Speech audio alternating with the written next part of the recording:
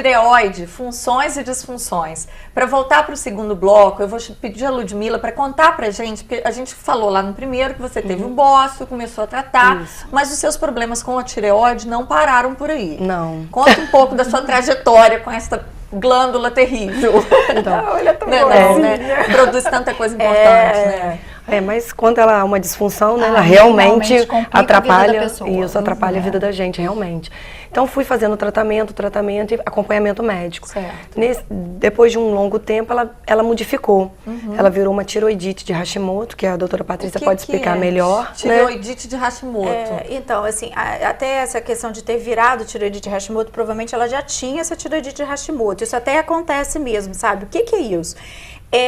Não é normal o nosso organismo produzir anticorpos contra coisas que são dele, tá? Só que por uma propensão genética, algumas pessoas, elas desenvolvem anticorpos contra a glândula tireoide. E esses anticorpos, por eles agirem contra a tireoide, eles fazem com que essa tireoide ela fique com disfunção, ela fique com alteração no funcionamento.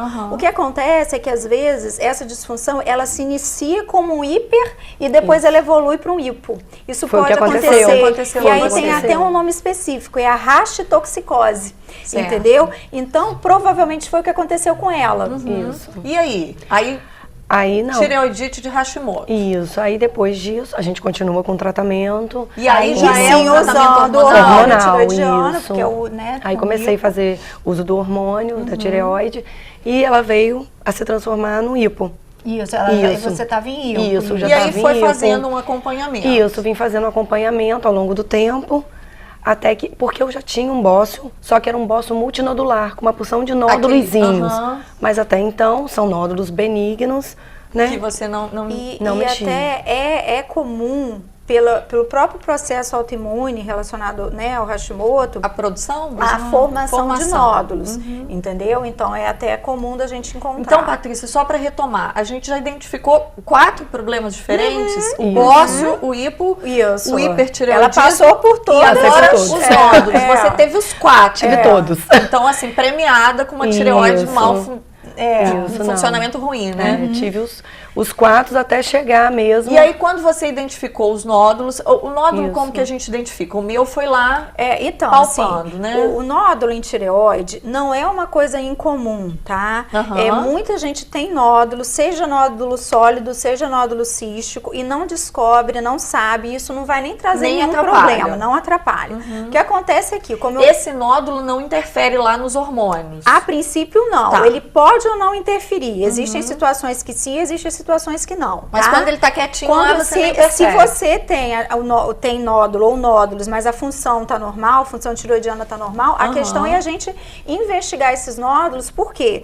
Porque dependendo do tamanho, do aspecto desses nódulos, a gente pode ter situação em que a gente pense que esses nódulos ou esse nódulo seja um nódulo maligno. Mas isso é uma minoria, porque quando a gente fala de nódulo tiroidiano, menos de 5% são nódulos malignos. Novamente, o seu foi o da minoria, né, Ludmila? Foi o da minoria, eu fui premiada. E aí, como é que foi? Conta o processo. Você descobriu no exame clínico? No exame clínico, mas aí ele pediu uma ultrassonografia. Certo. Né? Foram os passos que eu também estou fazendo agora para isso. Né? Porque a gente palpa o nódulo e faz a ultrassom. E aí até vale, né, ressaltar o seguinte: é comum as pessoas chegarem ao consultório, seja do endócrino, seja do clínico, né, de outras especialidades, eu quero fazer um ultrassom da tireoide, sem estar sentindo nada, sem estar com nada palpável. Aí não é recomendado ultrassom de rotina para screening, que a gente chama,